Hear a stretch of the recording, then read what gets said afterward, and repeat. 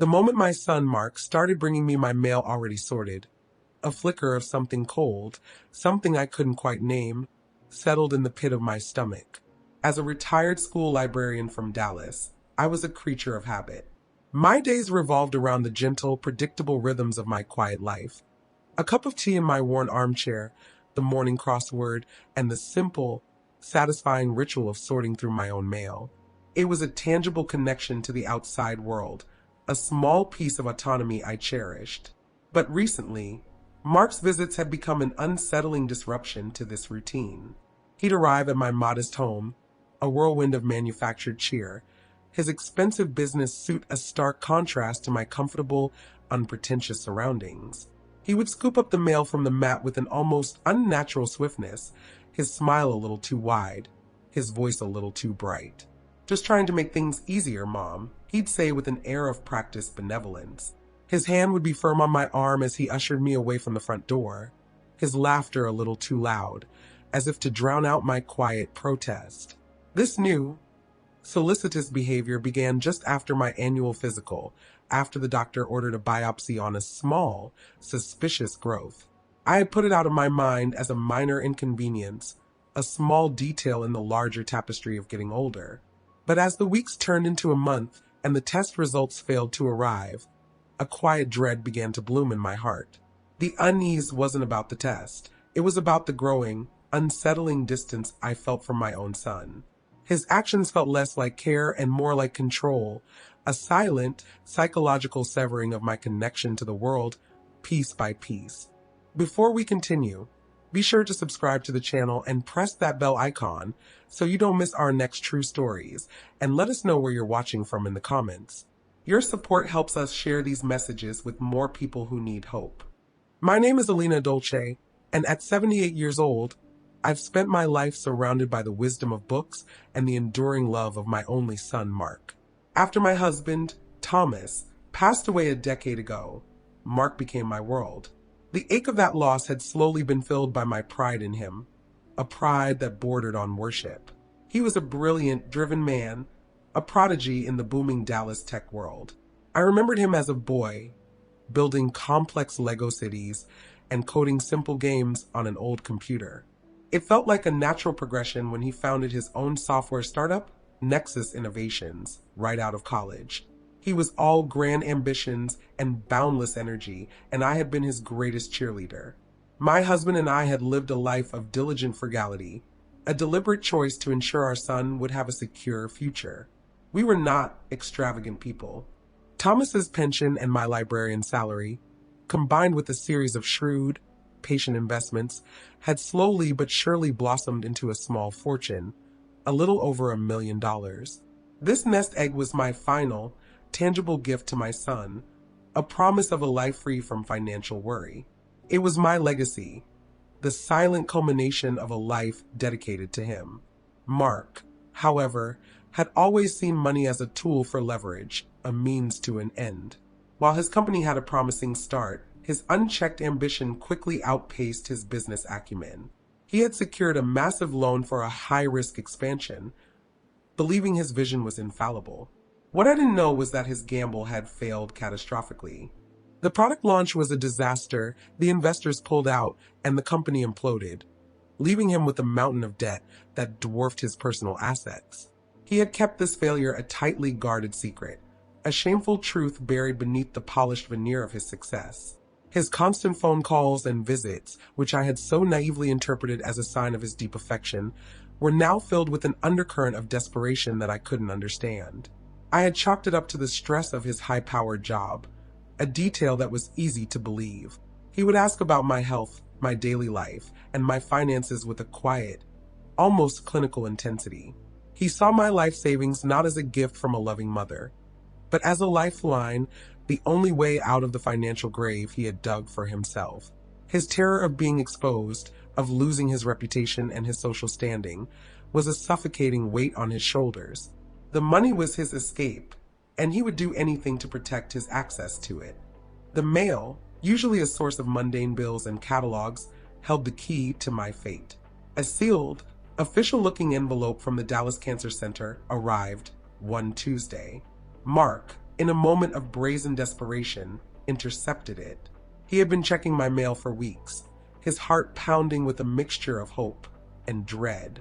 Each morning, the thud of the mail slot echoed like a death knell in his mind, and he would rush to the door, his hands shaking slightly, a rehearsed smile plastered on his face for my sake. He was praying for a clean bill of health, a clear path to simply wait until I passed away naturally and inherited the money. But the universe had a different, more brutal plan. He ripped open the envelope in his car, parked just down the street, his fingers trembling uncontrollably. His eyes scanned the clinical, unforgiving language, and the world seemed to tilt on its axis. The words were a gut punch: confirmed diagnosis of stage 2 pancreatic cancer, with a stark recommendation for immediate chemotherapy and surgery. A suffocating panic washed over him, a cold, clinical fear that had nothing to do with my health and everything to do with his financial ruin. The diagnosis wasn't a tragedy, it was a financial catastrophe. He could almost hear the hospital bills tallying up, a relentless, ticking clock draining my $1 million nest egg, his one and only lifeline. A few rounds of chemo, a single surgery, and the money, his escape, would vanish. In that moment, a dark, monstrous idea took hold. He had to stop the treatment. He had to ensure my savings remained untouched. The love he felt for me, buried deep beneath the layers of his self-inflicted stress and ambition, was suffocated by a primal need for self-preservation.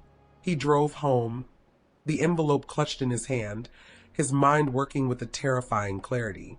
The clinical terms from the letter, words like neoplasm and adjuvant therapy, swam behind his eyes like grotesque, distorted dollar signs. The car smelled of stale coffee and his own rising anxiety, a scent he knew he would forever associate with this moment. He walked into the house, his face a carefully constructed mask of concern, and saw me sitting in my armchair, a book open on my lap, but my eyes were closed in a moment of peaceful slumber. He felt a sharp pang of something that resembled love, a fleeting ghost of a better man, but it was instantly swallowed by the cold, calculating hunger that now consumed him. He told me the test results were delayed, a simple lie that was easy to believe. Then he added more layers, a narrative of bureaucratic incompetence. The results were lost in transit, a believable and frustrating scenario. I sighed in resignation, and he felt a sickening pang of triumph. I was buying his lie. The true horror, however, came later that night. He waited until I was engrossed in my favorite old movie. The familiar, comforting sound of the black and white dialogue a stark contrast to the darkness coiling in his gut. He slipped into my study, the low glow of the computer screen illuminating his pale, drawn face. His fingers, now steady, logged into my email account, a password he had memorized years ago. With a few keystrokes, he impersonated me in an email to the clinic, feigning confusion about the missing results. He wrote about his disappointment, about the inconvenience, planting the seeds of his alibi. The lie felt solid, defensible. He was building a fortress of deceit, brick by brick. Then, with a chilling lack of hesitation, he made the phone call. He retreated to his room, closing the door softly, as if the walls could hear his intentions. He dialed the number for the Dallas Cancer Center, his heart a frantic drumbeat against his ribs. The automated voice, the hold music, the brief moment of silence before a human voice answered, each was an agonizing step towards his monstrous act. He modulated his voice, a practiced imitation of my slight southern drawl. He had been listening to my voice for 40 years, and now he used that intimate knowledge as a weapon. He spoke to a bewildered receptionist, his words gentle, almost apologetic. "I believe I've made a terrible mistake," he began, feigning a weak, gentle cough for good measure.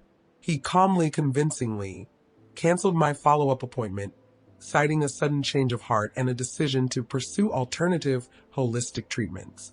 He talked about a miracle cure he had heard about, a lie so outlandish it sounded believable in the face of desperation. He even mentioned an online forum where he had found some fascinating information, adding a veneer of legitimacy to his deceit. The receptionist, with an air of professional sympathy, updated my file, confirming his monstrous request. He hung up, the phone feeling impossibly heavy in his hand. A wave of nausea washed over him, and he had to sit down. He had done it. He had severed my last link to a medical solution, a brutal, final act of a man possessed by his own fear. The guilt was a bitter, searing taste in his mouth, but it was quickly overshadowed by a cold, calculating resolve. He was gambling with my life for his own financial freedom, and in that moment of terrible clarity, he knew there was no turning back. The cancer inside me was not his enemy, it was his twisted accomplice. He watched my health decline over the following weeks, each day a new layer of guilt and terror. But the suffocating fear of financial ruin was still the most powerful motivator he had ever known. He would look at me, a father who had given him everything, and feel a horrifying mixture of love and revulsion, trapped in a cage of his own making, unable to escape the consequences of his choice and utterly terrified of the future. The silence in the house, once comforting, now felt heavy with his unsaid lies. For weeks, I felt a deep, unshakable sense of unease. It was a creeping coldness that settled in my bones, a weakness that had no logical explanation. My body was sending signals that my mind, so trusting of Mark, was trying to ignore. But my spirit was fighting back, a flickering flame refusing to be extinguished. One Sunday, during my weekly prayer session, the silence of my room felt different. The air grew thick, and a powerful, almost physical sensation washed over me. It was not a voice I heard with my ears, but a profound certainty that bloomed in my heart, a gentle nudge, a quiet, insistent voice in the stillness that whispered, "Go to the hospital." Now, it was a call to action I couldn't ignore. My son had assured me everything was fine, but my heart, guided by a force I couldn't comprehend, knew better. It was an undeniable command, a feeling of urgent purpose that overrode every one of Mark's carefully constructed lies. My fear of confrontation, my reluctance to upset the peace, all of it dissolved in the face of this spiritual imperative. I put on my coat, grabbed my purse, and, with a sense of clarity I hadn't felt in weeks, took a taxi to the Dallas Cancer Center. The drive felt surreal, the familiar city streets rushing by as I sat in a state of quiet determination. The building, a monument of glass and steel, loomed over me, a place that was supposed to be a place of healing, but in that moment felt like a place of secrets. I sat in the waiting room, overwhelmed by the sterile, impersonal atmosphere, unsure of what to say or who to ask. Just as I was about to give up and leave, to retreat back into the comfortable lie Mark had built for me, a man in a crisp white lab coat walked past. It was Dr. Elias, a lead oncologist at the center. He stopped abruptly, turning back to stare at me. He had a sudden, profound sense of déjà vu, as if he had seen my face in a dream. He felt an undeniable, urgent spiritual pull to speak to me, a feeling he later described as divine, a compelling force that compelled him to act. He knew, in his heart, that this was no ordinary encounter. Dr. Elias, drawn by an invisible thread, approached me. "Ma'am," he said, his voice kind but direct. "I don't know why, but I feel like I'm supposed to help you. What brings you here today?" My own voice, trembling with a mixture of fear and a fledgling hope, managed to explain the situation. The missing test results, the month of my son's confusing reassurances. He listened with an intensity that made me feel seen, his professional demeanor giving way to a look of profound concern. His professional skepticism was instantly replaced by an unshakable certainty. He asked for my name, a simple request that felt like the unlocking of a new chapter, and, using his access as a staff oncologist, pulled up my file on a nearby computer terminal. The screen, with its cold, clinical language, held the truth. There, in stark, digital font, was the damning diagnosis: confirmed stage 2 pancreatic cancer. Next to it, he found the urgent treatment plan, and most horrifyingly, the notes detailing the canceled appointments and the reason: patient's request for alternative, holistic treatments. A wave of rage, cold and furious, washed over his face. He printed the report and handed it to me, the paper feeling heavy in my hands, a testament to a truth so monstrous I could barely comprehend it. Just as the damning evidence passed between us, the doors of the waiting room parted and Mark strode in. He was a whirlwind of practiced composure, his suit jacket unwrinkled, his smile a strained, unsettlingly bright mask. He held his phone to his ear, pretending to be mid-call, a familiar tactic to project a sense of importance and busyness. His eyes found me, and his expression instantly shifted to a caricature of forced concern. "Mom, what are you doing here?" he asked, his voice laced with feigned worry. "I told you. They're still looking for the results." The words were a final, desperate attempt to reassert control, to pull me back into his intricate web of lies. But the lie shattered the moment his gaze shifted from my face to the printed report clutched in my hand, and then finally, to the uncompromising, righteous fury on Dr. Elias's face. The jig was up. The carefully constructed facade of his benevolence crumbled, and the raw, terrified monster beneath was exposed for the world to see. The silence of the waiting room was suddenly deafening, amplifying the cold, brutal reality of his betrayal. His smile fell, his phone slipped from his grasp with a muffled clatter, and his face turned a ghostly pale. His eyes, once so full of manufactured cheer, were now hollow with a dawning horror. The shock of being caught, the stress of his financial lies, and the crushing weight of his monumental betrayal were too much for Mark to bear. The moment Dr. Elias pointed a finger at him, the lie he had so carefully constructed for weeks, the one that had held his world together, dissolved. My own shock, the pain of seeing his true face, was a secondary feeling. My body felt heavy with an impending sense of doom. But the universe, in its dark, ironic way, had a different plan for him. As the brutal truth unraveled in the hospital lobby, a raw, primal scream escaped his lips, not of regret, but of pure, unadulterated terror. He clutched his chest, his breath coming in ragged, desperate gasps. His body, already weakened by the months of suffocating stress and poor choices, trembled uncontrollably before collapsing in a heap on the cold tile floor. The sound of his fall echoed through the once silent waiting room, and a wave of commotion erupted. He was rushed to the ER, his once pristine business suit now a wrinkled mess, a stark contrast to the life he had so meticulously fabricated.